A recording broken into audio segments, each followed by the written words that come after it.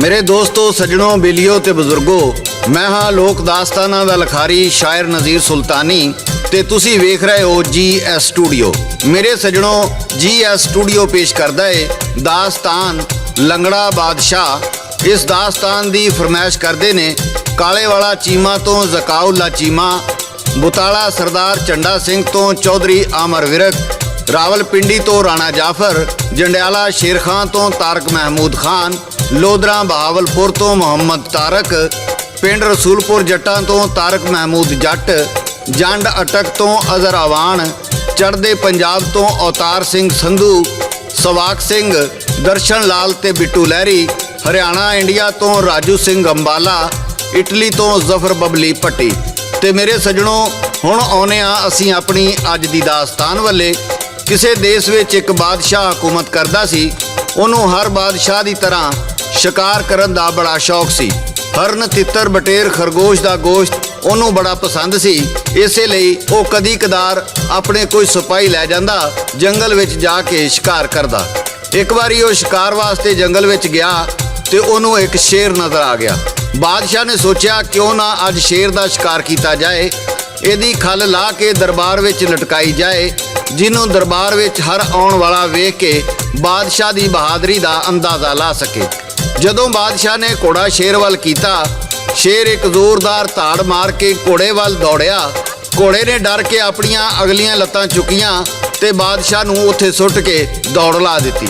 इन्ने चिर नूं शेर बादशाह दे कोल अपड़ गया। जदों तक बादशाह दे सिपाही बादशाह की मदद लई अपड़े, शेर बादशाह की एक लत्त चीर पाड़ चुकिया सी।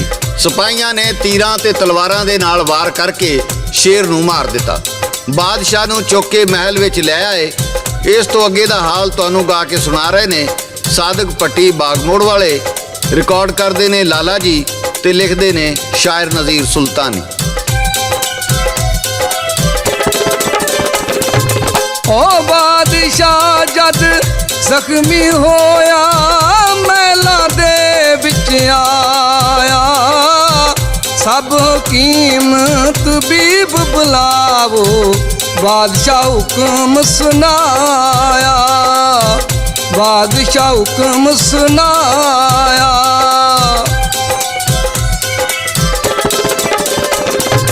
ओ लेके जड़ियां बूटियां गए, लेके जड़ियां बूटियां गए, चोले दे विच पाके लगे करन तजरबे सारे, बूटियां उत्ते लाके, बूटियां उत्ते लाके।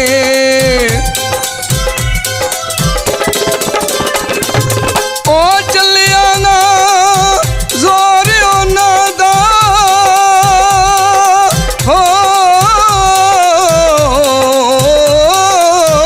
चलिया ना जोर उन्हां दा, सारे आखन लगे मर जावेगा बादशाह जिते, खून जिवें पिया वगे, खून जिवें पिया वगे।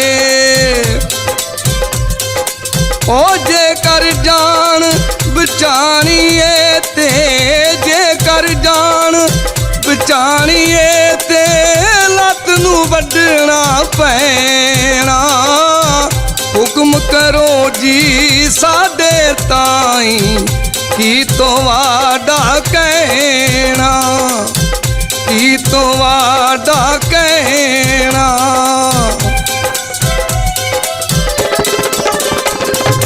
ओ बादशाह कहंदा वड दिओ यारो, बादशाह कहंदा वड दिओ यारो, जे कर जाने बचदी, कर लवांगा मैं यार गुजारा, लत लवा के कछ दी, लत लवा के कछ दी।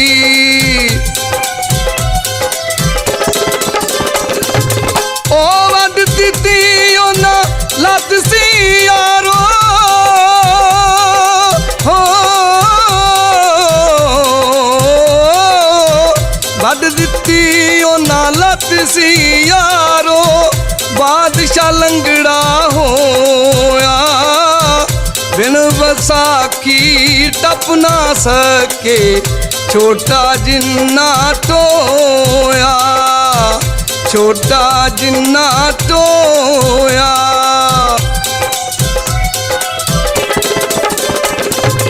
ਓ ਜਦ ਉਹ ਵੇਖੇ ਲੱਤ ਦੇ ਵੱਲੇ, ਜਦ ਉਹ ਵੇਖੇ ਲੱਤ ਦੇ ਵੱਲੇ, ਦੁੱਖ ਨੂੰ ਮਾਣਾ ਚੱਲੇ।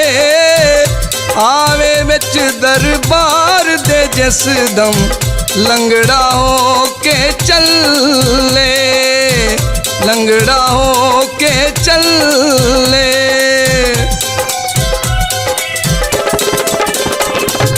ਓ ਅੰਦਰੋਂ ਅੰਦਰੀ ਗਮ ਤੇ ਉਹਨੂੰ, ਅੰਦਰੋਂ ਅੰਦਰੀ ਗਮ ਤੇ ਉਹਨੂੰ, ਕੁਲ ਦੇ ਵਾਂਗੂ ਖਾਵੇ। ਕਿਹੜਾ ਏਡਾ ਦਰਦੀ ਜਿਹੜਾ ਆ ਕੇ ਦੁੱਖ ਵੰਡਾਵੇ, ਆ ਕੇ ਦੁੱਖ ਵੰਡਾਵੇ।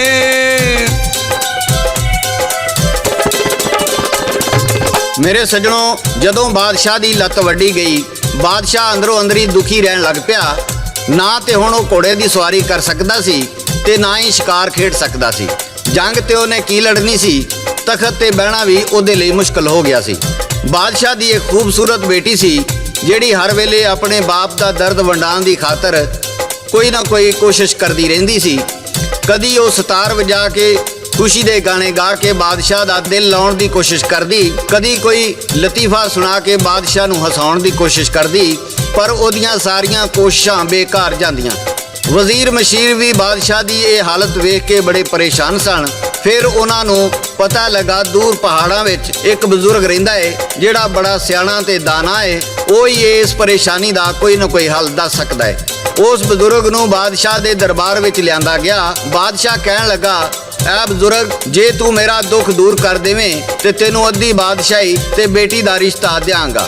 ਬਜ਼ੁਰਗ ਕਹਿਣ ਲੱਗਾ, ਬਾਦਸ਼ਾਹ ਸਲਾਮਤ, ਮੈਂ 80 ਸਾਲ ਦਾ ਬੁੱਢਾ ਤੇ ਸ਼ਹਿਜ਼ਾਦੀ ਜਵਾਨ, ਮੈਂ ਇਹ ਜ਼ੁਲਮ ਨਹੀਂ ਕਰਾਂਗਾ। ਮੈਂ ਤੇ ਪਹਿਲੋਂ ਹੀ ਦੁਨੀਆ ਦੀ ਦੌਲਤ ਨੂੰ ਠੋਕਰ ਮਾਰ ਕੇ ਜੰਗਲਾਂ ਪਹਾੜਾਂ ਵਿੱਚ ਜਾ ਕੇ ਡੇਰਾ ਲਾਇਆ ਏ। ਬਜ਼ੁਰਗ ਬਾਦਸ਼ਾਹ ਨੂੰ ਕੀ ਮਸ਼ਵਰਾ ਦਿੰਦਾ ਹੈ, ਸਾਦਕ ਪੱਟੀ ਗਾ ਕੇ ਸੁਣਾ ਰਿਹਾ ਹੈ। ਓ ਕਹਿੰਦਾ ਬਾਬਾ ਫੇਰ ਢੰਡੋਰਾ, ਹੋ ਕਹਿੰਦਾ ਬਾਬਾ ਫੇਰ ਢੰਡੋਰਾ, ਸਾਰੇ ਸ਼ਹਿਰ ਚ ਯਾਰਾ, ਕੋਈ ਤੇ ਆ ਕੇ ਕਰਸੀ ਬਾਦਸ਼ਾਹ ਮਸਲਾ ਹੱਲ ਤੁਮਾਰਾ, ਮਸਲਾ ਹੱਲ ਤੁਮਾਰਾ।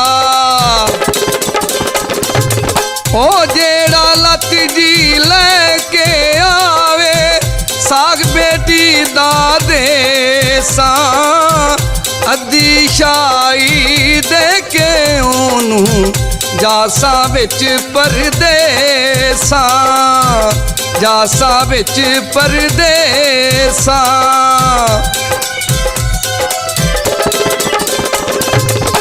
ਸਾਰੇ ਲੋਕੀ ਖਬਰੇ ਸੁਣ ਕੇ, ਹੋ ਸਾਰੇ ਲੋਕੀ ਖਬਰੇ ਸੁਣ ਕੇ ਲੱਗੇ ਕਰਨੋ ਚਾਰਾ, ਮਿਲ ਜਾਵੇਗੀ ਅੱਧੀ ਸ਼ਾਹੀ, ਹੋਸੀ ਢੇਰ ਗੁਜ਼ਾਰਾ, ਹੋਸੀ ਢੇਰ ਗੁਜ਼ਾਰਾ।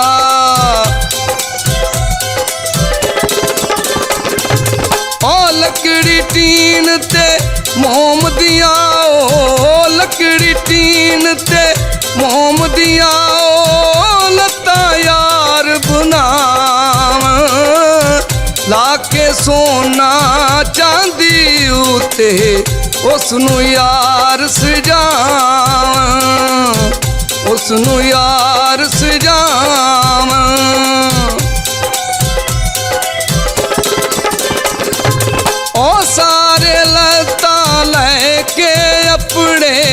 ਸਾਰੇ ਲੱਤਾਂ ਲੈ ਕੇ ਆਪਣੇ ਸ਼ਾਹੀ ਮਹਿਲ ਦੇ ਅੱਗੇ ਭੀੜ ਹੋਈ ਤੇ ਇੱਕ ਦੂਜੇ ਨੂੰ ਧੱਕੇ ਮਾਰਨ ਲੱਗੇ, ਧੱਕੇ ਮਾਰਨ ਲੱਗੇ।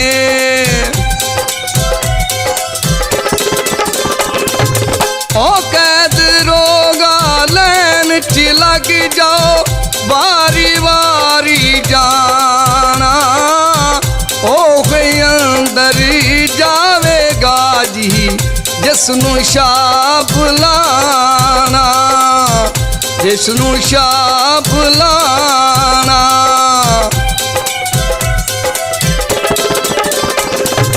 ਉਹ ਲੱਕੜੀ ਵਾਲਾ ਜਾ ਕੇ ਕਰਦਾ ਜੀ, ਲੱਕੜੀ ਵਾਲਾ ਜਾ ਕੇ ਕਰਦਾ ਅਦਬ ਦੇ ਨਾਲ ਸਲਾਮ, ਕਰੇ ਪੂਰੀ ਲੱਤ ਆ ਜਾਵੇ ਦੇਵੇ ਸ਼ਾਹ ਨਾਮ, ਦੇਵੇ ਸ਼ਾਹ ਨਾਮ।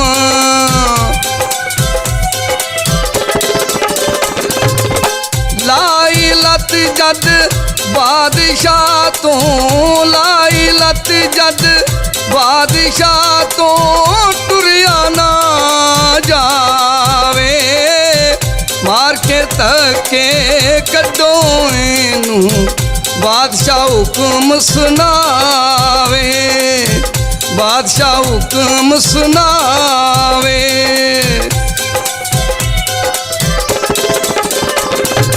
ਉਹ ਬਾਰਦ ਰੋਗਾ ਆਖਣ ਲਗਾ ਜੀ, ਬਾਰਦ ਰੋਗਾ ਆਖਣ ਲਗਾ ਦੂਜਾ ਦਰਿਆਵੇ, ਤੀਨ ਦੀ ਲੱਤ ਲਿਜਾ ਕੇ ਦੂਜਾ ਬਾਦਸ਼ਾਹ ਫੇਰ ਚੜਾਵੇ, ਬਾਦਸ਼ਾਹ ਫੇਰ ਚੜਾਵੇ।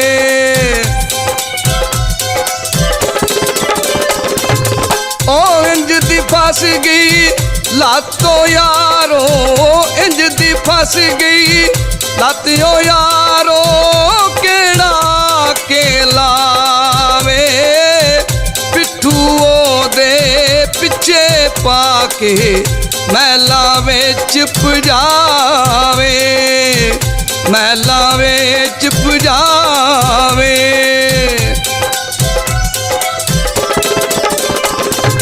ਉਹ ਵਾਰੀ ਵਾਰੀ ਸਾਰੇ ਆਏ, ਕੋਈ ਨਾ ਆਈ ਪੂਰੀ, ਕਿਸੇ ਨਾ ਛੰਨੇ ਚਾਂਦੀ ਦੇ ਵਿੱਚ ਖਾਦੀ ਸੱਜਣੋ ਚੂਰੀ, ਖਾਦੀ ਸੱਜਣੋ ਚੂਰੀ।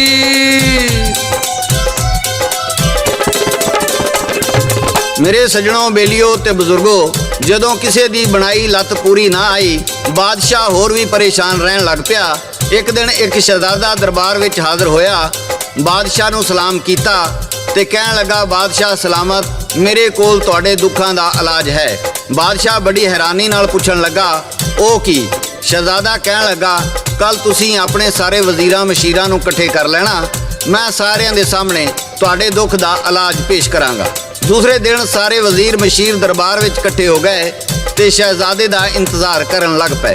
ਥੋੜੀ ਦੇਰ ਬਾਅਦ ਸ਼ਹਿਜ਼ਾਦਾ ਆਇਆ, ਉਹਦੇ ਹੱਥ ਵਿੱਚ ਇੱਕ ਬਕਸਾ ਸੀ। ਉਹਨੇ ਉਹ ਲੱਕੜ ਦਾ ਬਕਸਾ ਬਾਦਸ਼ਾਹ ਦੇ ਸਾਹਮਣੇ ਲਿਆ ਕੇ ਖੋਲ੍ਹਿਆ। ਉਹਦੇ ਵਿੱਚ ਹਰਨ ਦੀ ਇੱਕ ਖੂਨ ਭਰੀ ਤਾਜ਼ੀ ਲੱਤ ਸੀ। ਬਾਦਸ਼ਾਹ ਵੇਖ ਕੇ ਗੁੱਸੇ ਨਾਲ ਲਾਲ ਪੀਲਾ ਹੋ ਗਿਆ। ਸਾਰੇ ਵਜ਼ੀਰ ਵੀ ਗੁੱਸੇ ਵਿੱਚ ਆ ਗਏ। ਥੋੜੀ ਦੇਰ ਤੋਂ ਬਾਅਦ ਬਾਦਸ਼ਾਹ ਕਹਿ ਕੇ ਲਾ ਕੇ ਹੱਸਣ ਲੱਗ ਪਿਆ। ਵਜ਼ੀਰ ਮਸ਼ੀਰ ਵੀ ਬਾਦਸ਼ਾਹ ਨੂੰ ਵੇਖ ਕੇ ਕਹਿ ਕੇ ਲਾ ਕੇ ਹੱਸਣ ਲੱਗ ਪਏ। ਬਾਦਸ਼ਾਹ ਸ਼ਹਿਜ਼ਾਦੇ ਦਾ ਮਕਸਦ ਜਾਣ ਚੁੱਕਿਆ ਸੀ, ਭਈ ਕੁਦਰਤ ਦੇ ਬਣਾਏ ਹੱਥਾਂ ਪੈਰਾਂ ਤੇ ਲੱਤਾਂ ਦਾ ਕੋਈ ਹੋਰ ਮੁਤਬਾਦਲ ਨਹੀਂ ਹੋ ਸਕਦਾ। ਅੱਲਾ ਦੇ ਦਿੱਤੇ ਹੋਏ ਨੈਣ ਪ੍ਰੈਣ ਹੀ ਸਲਾਮਤ ਰਹਿਣ ਤੇ ਬੰਦਾ ਫੇਰ ਹੀ ਖੁਸ਼ ਰਹਿ ਸਕਦਾ ਹੈ। ਬਾਦਸ਼ਾਹ ਨੇ ਉਸ ਸ਼ਹਿਜ਼ਾਦੇ ਨਾਲ ਸ਼ਹਿਜ਼ਾਦੀ ਦਾ ਵਿਆਹ ਕਰ ਦਿੱਤਾ ਤੇ ਸਾਰੀ ਬਾਦਸ਼ਾਹੀ ਉਹਦੇ ਹਵਾਲੇ ਕਰ ਦਿੱਤੀ।